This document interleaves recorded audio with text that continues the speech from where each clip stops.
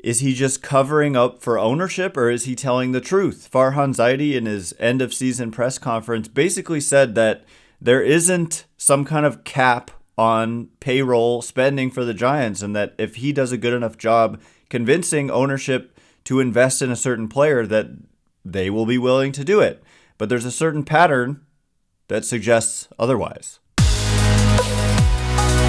You are Locked On Giants, your daily San Francisco Giants podcast. Part of the Locked On Podcast Network, your team every day.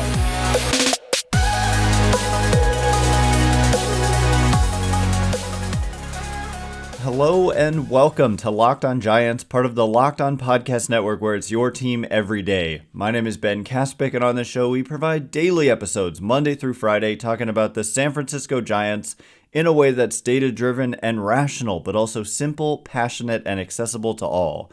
I'm a former contributor for the baseball statistics and analysis websites Beyond the Box Score and Rotographs. I've been podcasting about the Giants since 2015, and I'm a lifelong fan. Thank you for making Locked On Giants your first listen every day. We are free and available wherever you get your podcasts, including YouTube, so please check us out there, and please hit that subscribe button wherever it is that you're following the show Locked On Giants. And oh, by the way, download the Game Time app, create an account, and use code LOCKEDONMLB for $20 off your first purchase. Last minute tickets, lowest price guaranteed. And coming up on today's show, more mailbag questions. I was hoping we would have some juicy managerial updates, managerial search updates for you, but we don't. Those will come at some point, and all the more reason to come back each and every day, because we do Monday through Friday shows, and if it's whispered, I'm like stealing the tagline from another website. I'm not going to do that, actually. So anyway, just come back tomorrow. The first question today, though, in our mailbag show is from Roroni Mod, who says, what do you make of Farhan Zaidi insisting that there's no spending limit, and it falls on him to basically make a case to ownership for why they should spend X money on X player? Is he being forced to cover for ownership, or is there some real flexibility we have yet to see in practice? So this is a good question, and it's one that I can't give a definitive answer. It's kind of an opinion, right? Because the fact is they don't tell us the truth. They don't give us all the information. But what I can say is that there has been a clear pattern. So when Farhan Zaidi took over the 20, according to Roster Resource, which is up on Fangraphs, there's two different types of payroll. There's your actual payroll for the year, and then there's the luxury tax payroll. Oh my gosh, I really shouldn't even bring this up. We're just gonna go with the non-luxury tax payroll, even though it might be better. Oh my gosh, never mind. But when Farhan Zaidi took over, the 2018 team, according to Roster Resource, cost about $203 million. And then in 2019, Farhan Zaidi's first year, that went down to 186. So it went quite a bit down.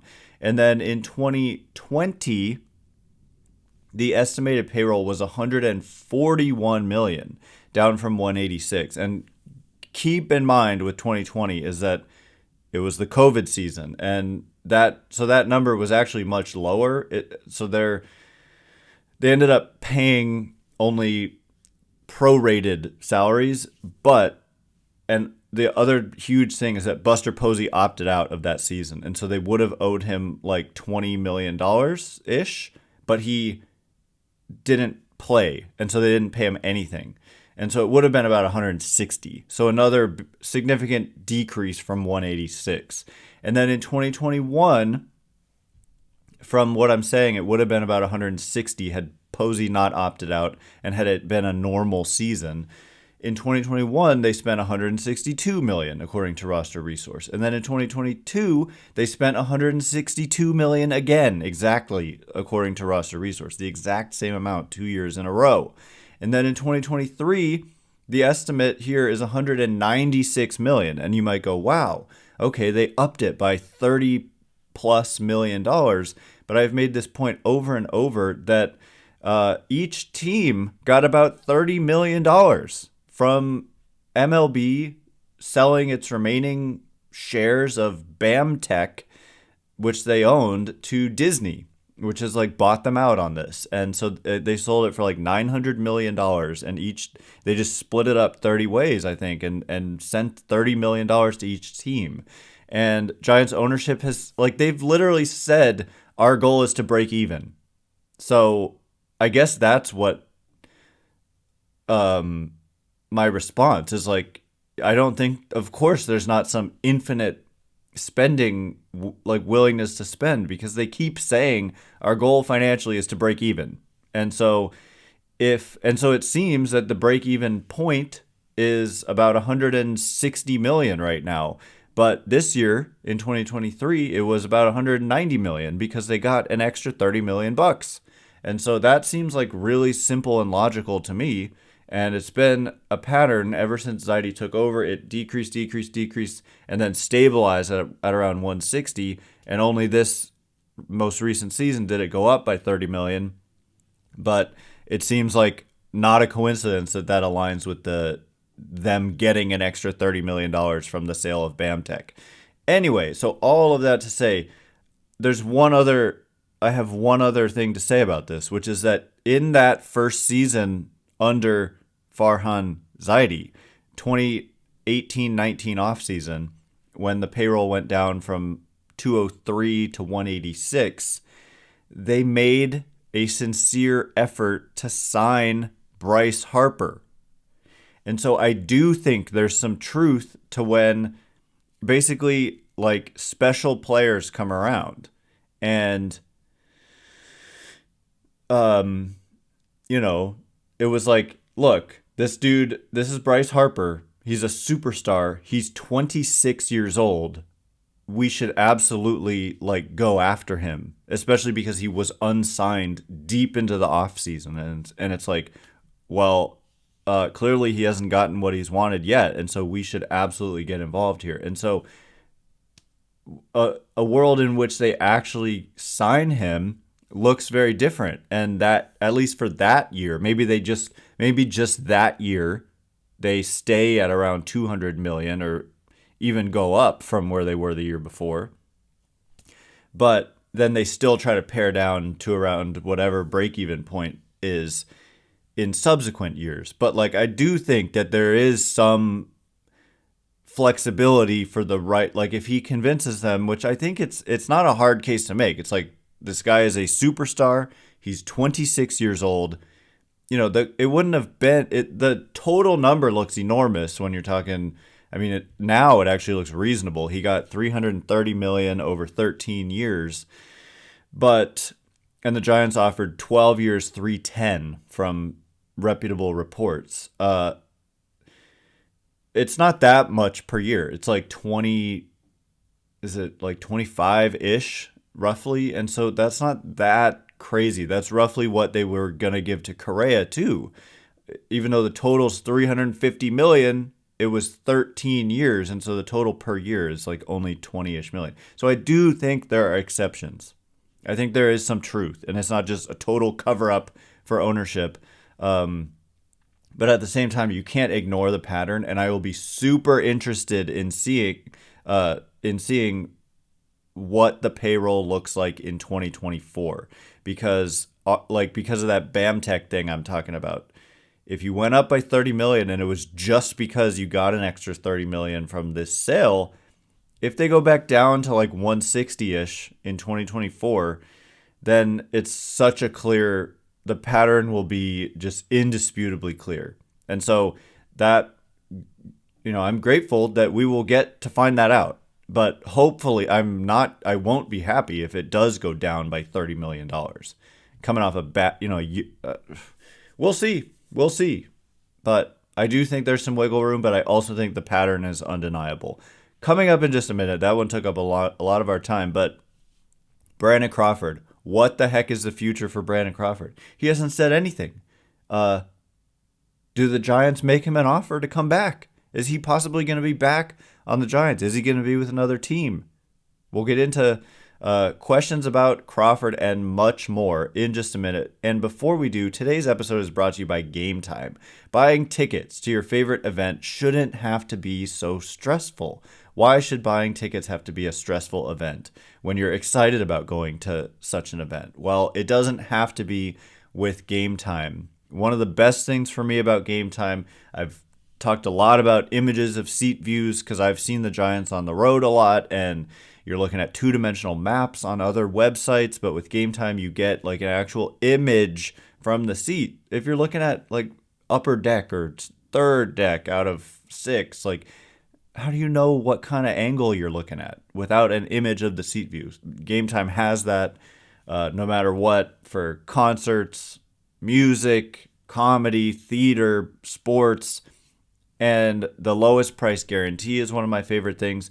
But another thing are these zone deals. And with the zone deals, you pick the section and Game Time picks the seats, and you get an average of 18% savings. So they're just obsessed with finding ways to help you save money on tickets in a number of different ways. So take the guesswork out of buying tickets with Game Time. Download the Game Time app, create an account, and use code LOCKEDONMLB for $20 off your first purchase. Terms apply. Again, create an account and redeem code LOCKEDONMLB for $20 off. Download Game Time today. Last minute tickets, lowest price guaranteed.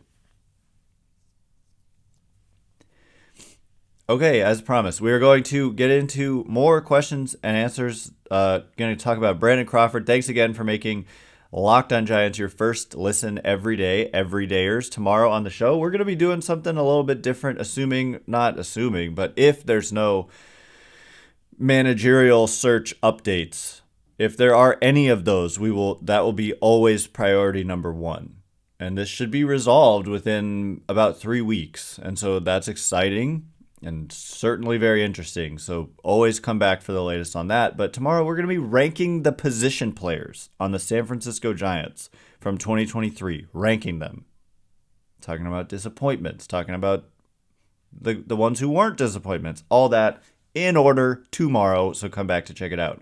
Next question, though, comes from Cameron, who says, do you think they offer Brandon Crawford a bench role next year? Does Crawford play elsewhere, like the Yankees?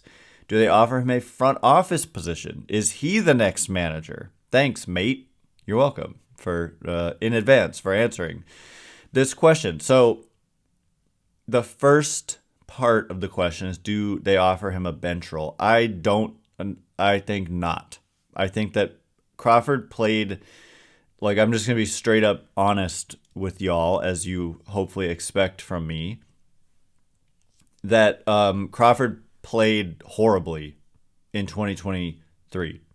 He was dreadful. I mean, at the plate, my goodness, the numbers are so ugly. 194 batting average, 273 on base, 314 slugging, 63 weighted runs created plus, which means close to 40% below average offensively. And depending on what numbers you look at, the kind of shortstop, defensive runs saved had Crawford at minus 14 at shortstop, but outs above average was plus 6.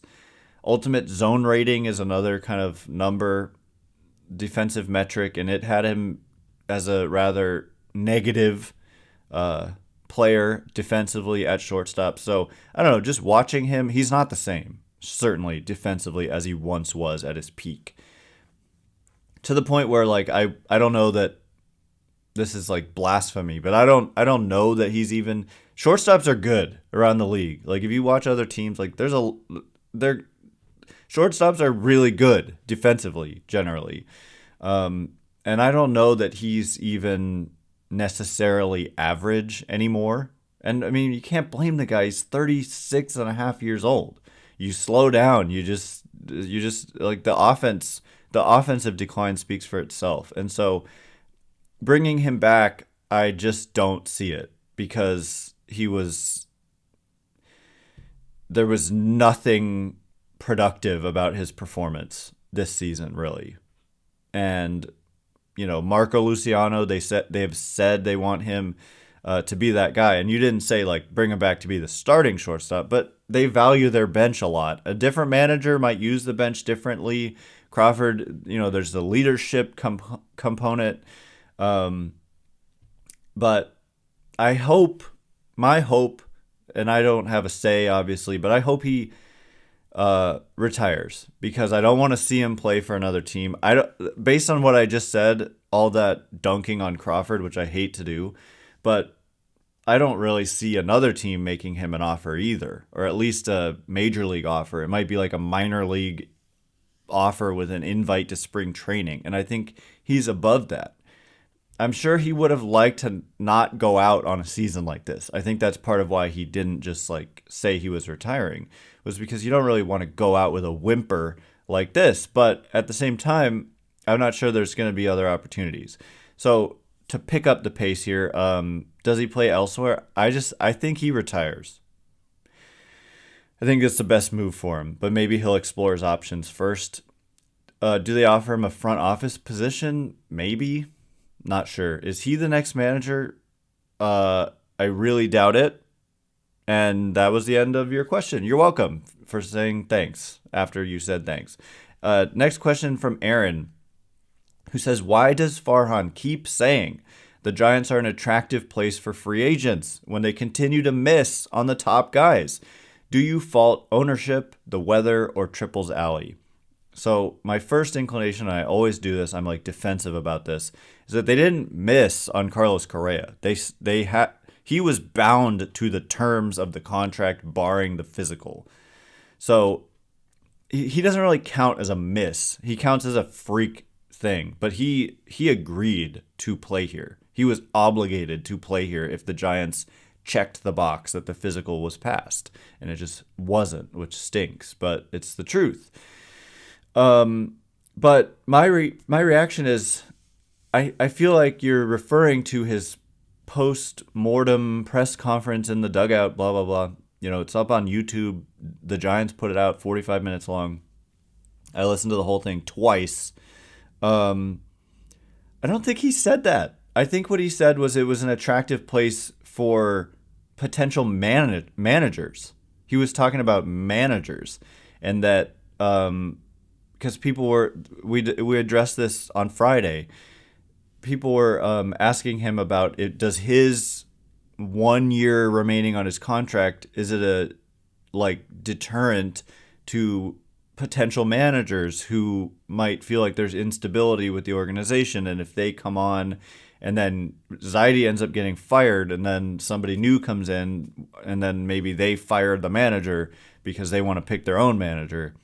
That's when he was saying, I don't think that's really a problem because this is such an attractive job. And he just really believed it was, it's a marquee kind of franchise historically, and it's a beautiful ballpark, and there is some kind of level of commitment from ownership to trying to put out a competitive team. You may disagree, but they did, for example, agree to terms on a $350 million deal with Carlos Correa just last offseason. We don't just get to pretend like that didn't happen. It was the physical that was the freak thing. It's a freak thing. It's nothing other than that. It was a freak thing. So they clearly wanted, and they went after Judge and all that. So that, and Zaidi said there's been a ton of inbound calls and inquiries about the managerial opening, and that basically he just says, I don't think that's a problem at all. This is a desirable position. And there's only 30 of these jobs. And so when one opens up, and you look at the other teams out there, it's like the Guardians, who, they don't spend. Their payroll is always going to be much, much lower than the Giants. The Mets, that's an interesting opening, and I'm forgetting who the other teams are that have, I think there's one or two other teams, and I'm just forgetting off the top of my head. But anyway, I don't think he said that recently about it being an attractive. And in fact, I think he kind of hinted at the opposite by saying that he needs the new manager to be a good recruiter because they're not having an easy time attracting free agents. That's the underlying message when he keeps talking about how the new manager needs to be a good recruiter. It means we're having trouble recruiting free agents. And he has said that in the past, and I think that was more like 2020, 2021, because in 2020, we saw huge offensive improvement from a lot of guys, and we also saw breakouts from guys like Kevin Gausman and Drew Smiley that proved, especially in Gausman's case, the next year to totally carry over, and offensively the same thing. And at that point, he was saying he said something like the tide had turned, and that this was, an attractive destination for players, free agents, who were especially ones looking to kind of recover or like rebound value, because the coaching staff here seemed to help players get better. But the last 2 years, that has not been the case. And so that's a huge deal. And I'm just randomly going to throw this out there again. The Texas Rangers are kind of going nuts in the postseason and scoring a ton of runs. And to me, like I one of my first episodes post Gabe Kapler firing, it may have been the first, was a vote for Vogt and talking about Stephen Vogt for manager. But man, Donnie Ecker, it would be a promotion. Therefore, the Rangers would not deny permission. And if you offer him that position and get him back, and I think he's just a guru when it comes to hitting. And so anyway, I went off the rails there a little bit. But coming up in just a minute, more questions and answers, of course, including the future of the backup catcher spot. What's the status with Joey Bart and Blake Sable and Patrick Bailey and all those guys? And then is Yoshinobu Yamamoto. We're going to get into him and Shohei Otani and kind of the dynamic with the two of them. All of that in just a minute. And before we get into it, all right, as promised, more questions and answers. Thanks again for making Locked on Giants your first listen every day, everydayers tomorrow. We're going to be ranking the Giants' position players. There were a lot of position players that came through, and a wide range. You might be even surprised. Do you know who was the top position player? Do you know who was top 3 who might be surprising to you? There's a lot to get into, and then the disappointments. Those will be fun, because ultimately it was a disappointing year, so I expect more disappointments than success stories. But be sure to check that out, and we'll have the latest on the managerial search as well. So the next question from Terry, who says, what do you think is the future of Sable versus Bart as a backup to Bailey, or bringing in a veteran to help coach up Pat? So this is where it gets a little bit complicated, because both Bart and Sable have different situations next year than they did this year. I made that sound more complicated than it is. But Sable was a Rule 5 pick. This is the first time we've kind of mentioned this, but job complete. Like, it is rare that Rule 5 picks stick with a team all year. The Giants, I've been, ever since I've done this podcast, they've never made it. I don't know when the last time they made it through a whole year with their Rule 5 guys sticking on the roster as they need to do. But they did it with Sable, which means he is going to shed his Rule 5 status, which basically means the Pirates no longer have anything to do with him. He is a Giant, and he comes with a full complement of minor league options now. And so Sable this year, they could never send him down. He could never be optioned. That's why Sable was on the roster all year, no matter what. He could go on the injured list, but you can't send him to the minors. Couldn't, but now you can. And so that's a big deal, and that's why your question is relevant. And for Bart, it's kind of the inverse, which is that he is going to be out of minor league options going into 2024.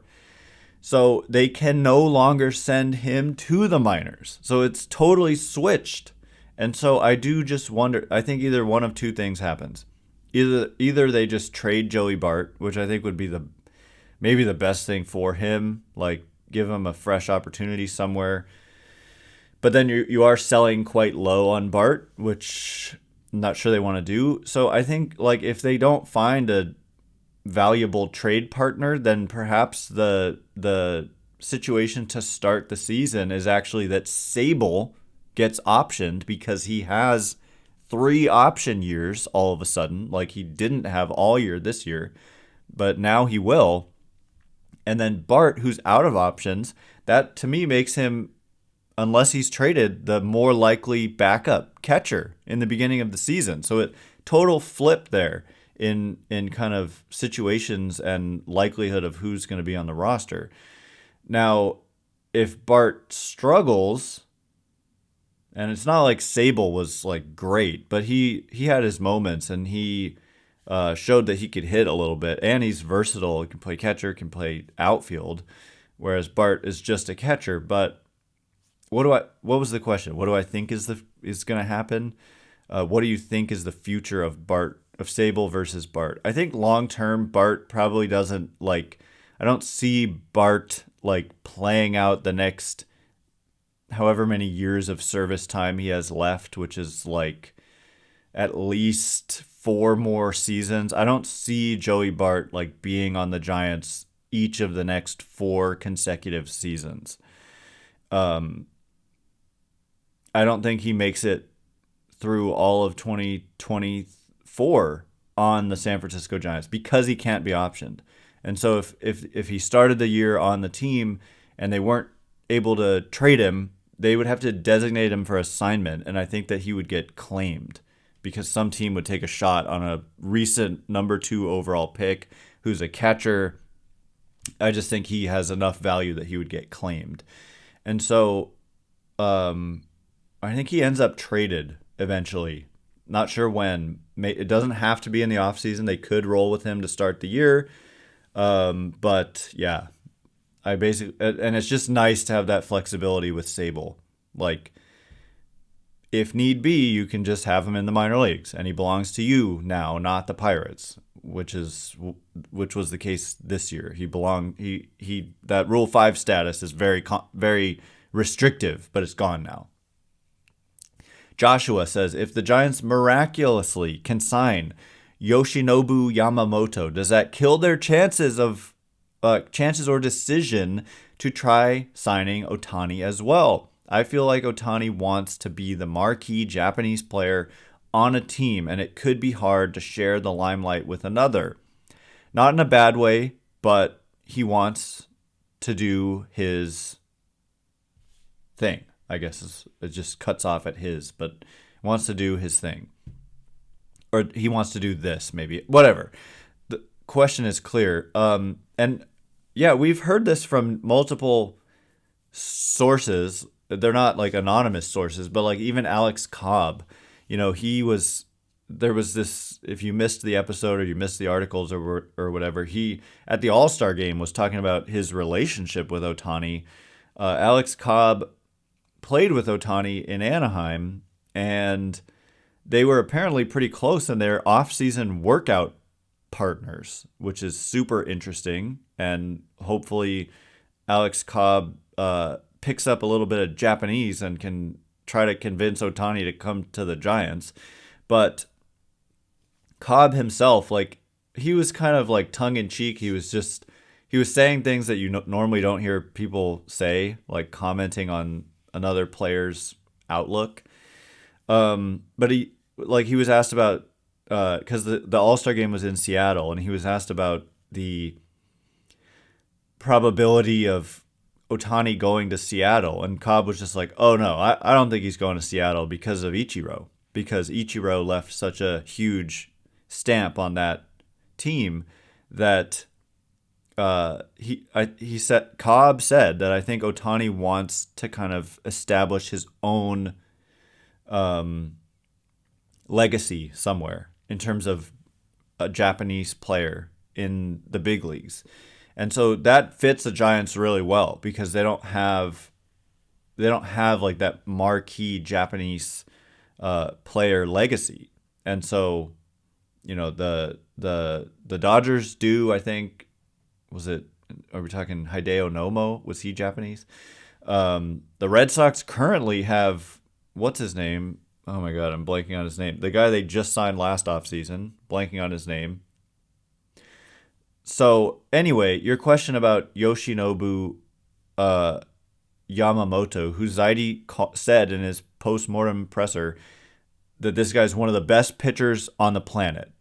And then he said, it sounds like an exaggeration, but it's not. And so when you hear that, your little bat signal goes off, and it's like, wow, he's okay. You consider this guy one of the best pitchers on the planet, and he's going to be posted. And they've also said they're not going to be seeking like depth starting pitching, but that anytime there's front end starting pitching available, they are going to be interested. And so, yes, the answer is I don't know, because I don't know Otani personally, but we have heard, it wasn't just Cobb who said that. We've kind of heard that elsewhere. But what are the realistic teams that are landing spots for Otani that don't have that Japanese kind of player history or past or present for a legacy kind of Japanese player? It's kind of like only the Giants when we're talking. I mean, currently the Cubs have Seiya Suzuki. The Red Sox have that guy whose name I am just completely blanking on. And the Dodgers have a history, I believe, of some significant Japanese talent. So, tough for me to say, but definitely like something to pay attention to. But I think if you got Yoshinobu Yamamoto, and then you didn't get Otani, you could still be excited about getting a guy who Zaidi called one of the best pitchers on the planet. And Otani, he's not going to pitch next year because he had elbow surgery. So anyway, the answer is I don't know. And the Otani free agency sweepstakes is going to be nuts. And that's going to be a lot of fun to cover in the offseason. All the more reason to hit that subscribe button and come back each and every day where we will be giving you the latest on whatever is the topic of the hour as it pertains to the Giants. Anyway, once again, my name is Ben Kaspick. Check me out on Twitter at Ben Kaspick, Kaspick. If you like this show, please consider rating it or leaving a review. It helps me out a lot, so thanks in advance, and thanks to everyone who's done so already. I can't wait to be with you again tomorrow talking about ranking position players. A lot of players to go through, and we'll be discussing each and every one pretty much tomorrow. And the latest with the managerial search if there are updates. So thanks again for listening. You are now Locked on Giants.